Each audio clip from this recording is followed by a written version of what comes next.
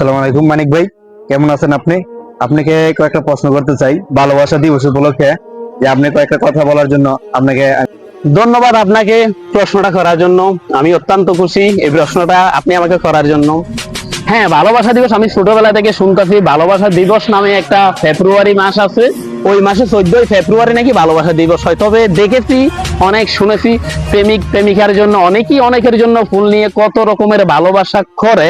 কিন্তু মহান আল্লাহ তাআলা এমন একটা পরীক্ষা ফেললো, দেখা যাক সেই পরীক্ষায় কতজন পাশ করে। 14ই ফেব্রুয়ারি ভালোবাসা দিবস, এবং সেই দিন এবছরের দিন হচ্ছে শবে বরাতের দিন।